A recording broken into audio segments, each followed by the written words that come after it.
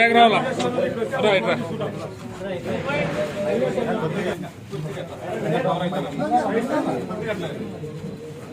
జగన్ భాయ్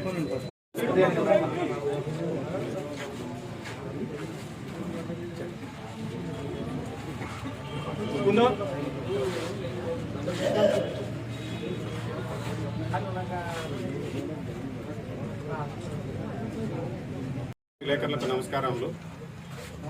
గత 4-5 రోజుల నుంచి మా మండలంలో తెలుగుదేశం పార్టీలో ఏదో జరుగుతుందని ఒకరిద్దరు వ్యక్తులు ప్రెస్ మీట్లు ఇవ్వడము, అందులో పార్టీకి రాజీనామా చేస్తాము తొందరలో, మీరు సలహాలు సూచనలు ఇవ్వండి అని ఈరోజు వీడియోలు విడుదల చేయడము చాలా శోచనీయము.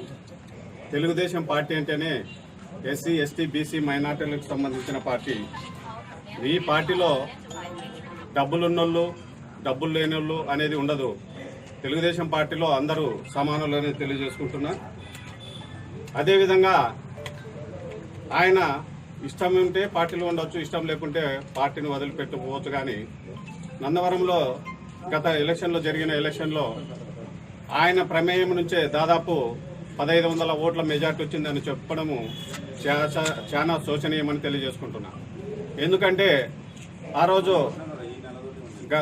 మనం ప్రతిపక్ష పార్టీలో ఉన్నప్పుడు ఎమ్మెల్యే జైనాశ్వరెడ్డి గారు నందవరం గ్రామంలో దాదాపు 5 రోజులు పల్లె నిద్ర చేయడం జరిగింది. ఆ రోజు మన చంద్రబాబు గారు ఇచ్చిన సూపర్ 6 పథకాలు అయితేనేమి, బాబు షూరిటీ, భవిష్యత్తు గ్యారంటీ అలాంటివి పథకాలను ఎమ్మెల్యే గారు వార్డు తిరిగి ప్రజల్లో విస్తృతంగా ఆ పథకాల గురించి చర్చ జరిగేటట్లు చేయడము ఆయన నైపుణ్యం నుంచి వచ్చింది. కానీ ఇదేదో నేను తెచ్చాను నువ్వు తెచ్చాను అనుకుంటే అది బలుపైతుందని ఇందు మూలంగా తెలియజేసుకుంటున్నాను. ఇంకోటి,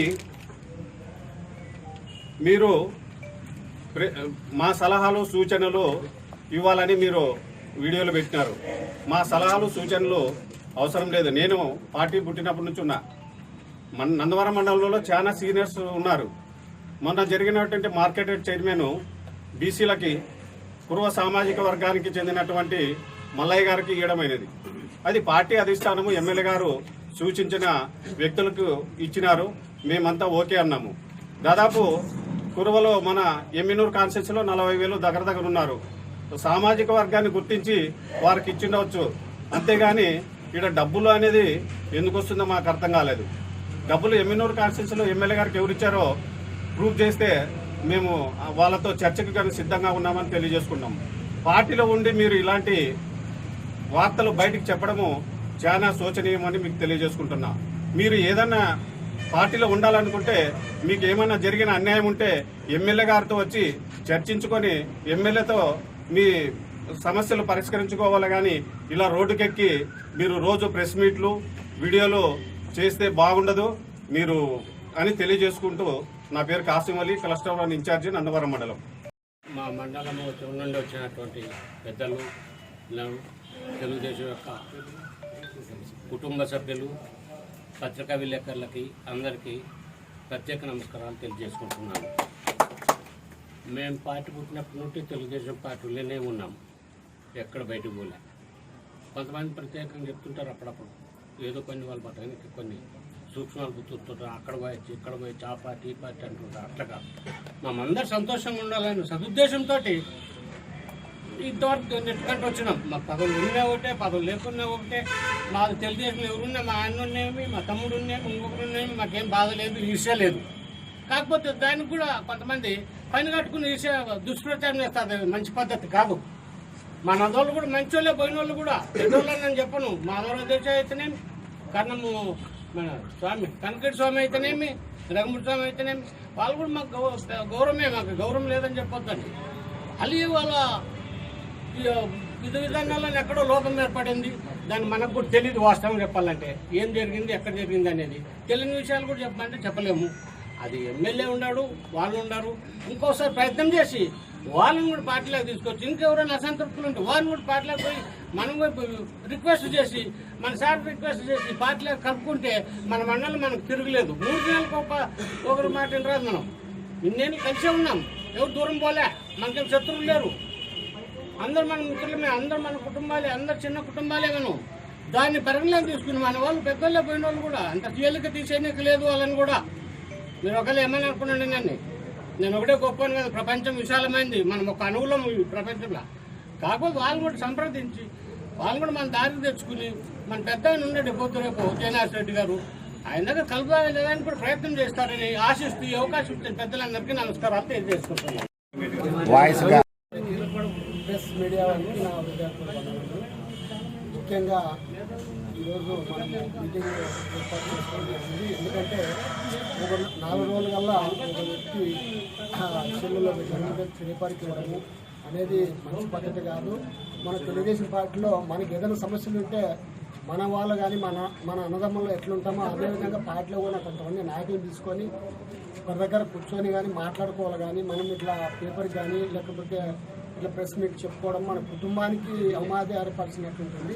కాబట్టి మన కుటుంబ సభ్యులు కాబట్టి ఇట్లాంటిది ఇంకోసారి రాకుండా ఏదైనా ఉంటే సమస్య ఉంటే మన కుటుంబం ఇంతకుముందు మన మండలం ఎట్లుంటుందంటే తెలుగుదేశం అంటే ఒక నందవరం మండలం తెలుగుదేశం పార్టీకి తెలుగుదేశం అండ అనేది ఉంటుండే. మరి ఈరోజు మనమే సమస్యలు తెచ్చుకుంటున్నాం కాబట్టి అట్లాంటివి ఎవరికి తావేయకుండా మనమే అందరూ కూర్చొని పరిష్కారం చేసుకుంటే బాగుంటుందని ఈ సభాముఖంగా మీ అందరికి తెలియజేస్తూ ఈ అవకాశం ఇచ్చిన పెద్దలకు నమస్కారాలు. మా మండల నాయకులందరికీ నమస్కారాలు. గత 2 రోజులుగా మా సహచర నాయకుడైన నందవరం మాధవరావు దేశాయ్ గారు ఏదైనా అసంతృప్తి బాధలో పడి ఏదో పత్రికా ముఖంగా కానీ సోషల్ మీడియా ముఖంగా తెలియజేస్తున్న బాధని మేము వ్యతిరేకిస్తున్నామని కాదు, అర్థం చేసుకొని మేము కూడా ఆయనను ఉద్దేశించి ఆయనకు మేము చిన్న సూచన ఇచ్చేది ఏమంటే, ఇది ఒక తెలుగుదేశం కుటుంబం. ఈ కుటుంబంలో ఎంతోమంది సభ్యులు ఉన్నాం, దాంట్లో నువ్వు కూడా ఒకరు ఉన్నావు. ఇది అందరు కలిసి నందవరం మండలం టీం వర్క్, అందరు ఐకమత్యంగా మండలం అంతా ఇల్లు తిరిగి వీధి తిరిగి గ్రామం తిరిగితేనే ఆ మండలానికి ఆ మెజార్టీ వచ్చింది.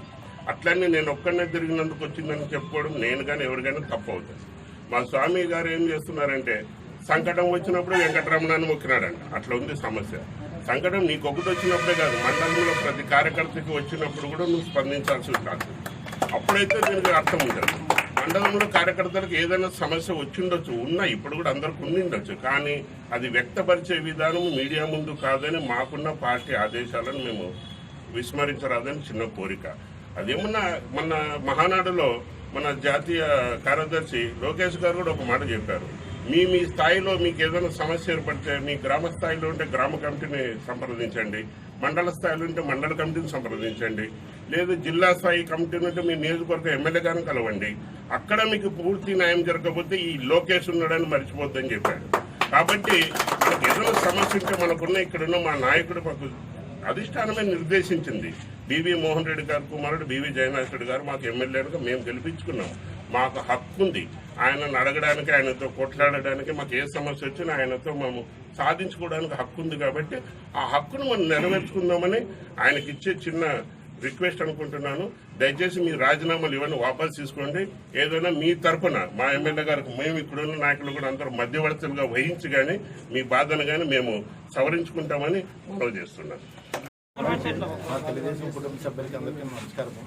నిన్న జరిగిన మీడియా సమావేశం కానీ ఇంకోటి కానీ ఏదైనా పార్టీలో ఏమన్నట్టు కానీ చర్చించుకున్నారు. కానీ మన కుటుంబ సభ్యులందరే కానీ పార్టీ మీడియాకి కానీ ఇంకోరికి కానీ ఎక్కడం సమంజసం కాదు. మనం ఏదైనా ఉంటే వ్యక్తిగతంగా ఉంటే కానీ ఎమ్మెల్యే గారి దగ్గర చర్చించుకొని చేయాలి. కానీ మధ్యవర్తిని పెట్టుకొని ఇలాంటివి మీడియాకి ఇంకోటి చెప్తే ఎమ్మెల్యే గారు సహించడం ఇబ్బంది పడతారు. ప్రముఖ టీవీ యాంకర్ నుంచి వచ్చిన మా సోదర మిత్రులందరికీ నా హృదయాన్ని పూర్వక శుభాకాంక్షలు తెలియజేస్తున్నా. మాధవరావు స్వామి గారు నా బెస్ట్ ఫ్రెండ్ ఒకప్పుడు. ఎందుకంటే ఆయన నన్ను కలిసి ప్రయాణం చేసినాం. ఆయన పైన వ్యక్తిగత ఉద్దేశం అనేది ఏమీ లేదు.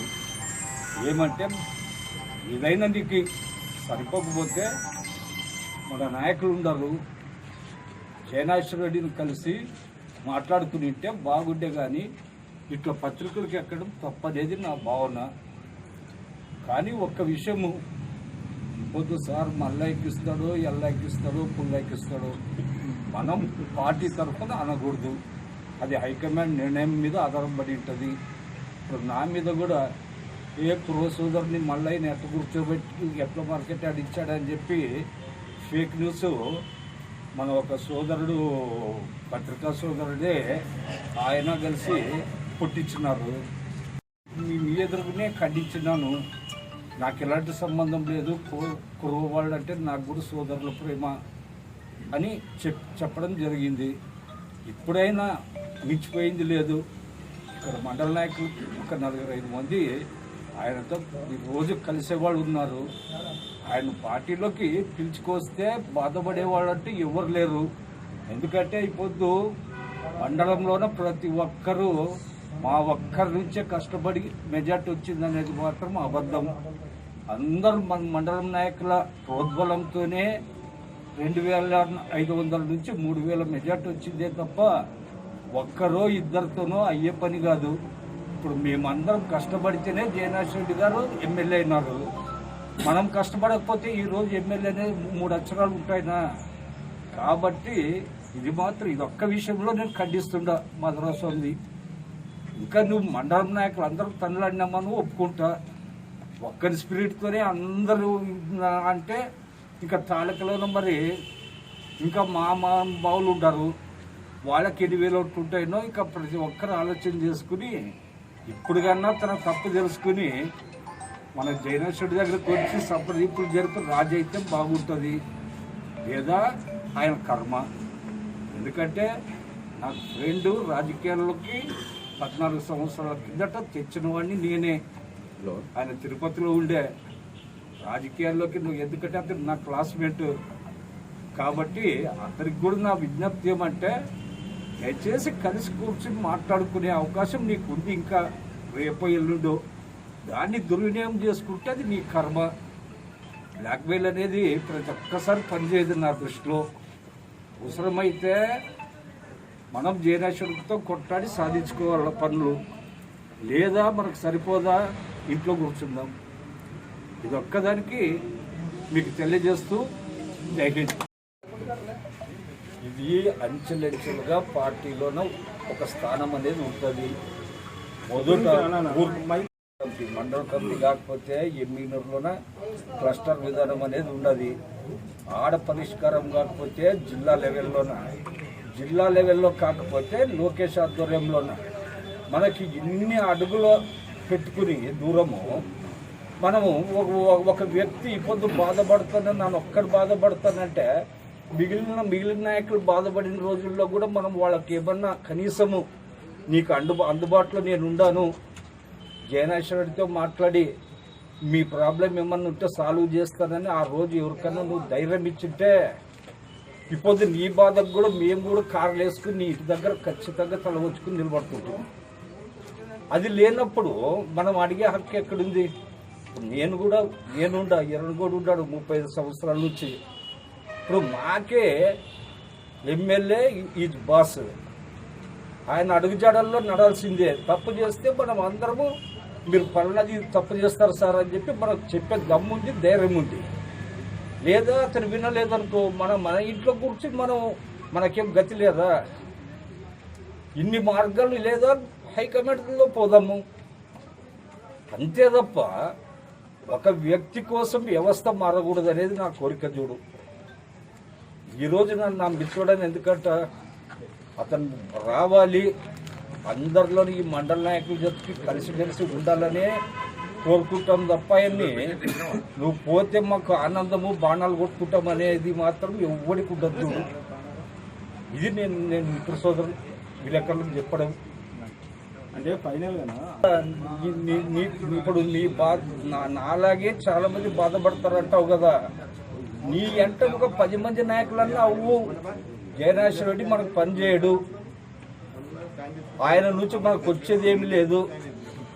నీ ఆధ్వర్యంలోనన్నా పోతం స్వామి ఒక 10 మంది 20 మంది నాయకులు అని చెప్పి నువ్వు పిలుచుకున్నా ఉంటే మా జయనాథ్ రెడ్డి భయపడి నీ ఇంటికి వస్తాడు. ఇప్పుడు ఇది ఎట్ట కనపడుతుంది? చూసే వాళ్ళకి స్వార్థం తీరు కనపడుతుంది. ఇప్పుడు పేపర్లో ఏమిచ్చినాడు? కొత్త నీళ్ళు వస్తుంటాయి, పాత వాటిని దొబ్బుతుంటాయి అనేది సామెత. కానీ వాటికి కూడా మనం తట్టుకుని నిలబడాలంటే జయనాథ్ రెడ్డితో కొట్లాడే అధికారం మనకు ఉండాల. అది ఉన్నప్పుడైతేనే మనం సాధించుకుంటాం. ఈరోజు తనంతకు తానే నేను తిరిగిన దానికే ఇంత మండలం అంతా మెజార్టీ వచ్చిందంటే ఇక దానికి ఆన్సర్ నేను ఇవ్వలేను. ఇంతమంది నాయకులు పెట్టేవాళ్ళైతే ఇది ఒక్కడు మగోడు కావాలి. నేను ఉన్నమాట చెప్తున్నా మరి.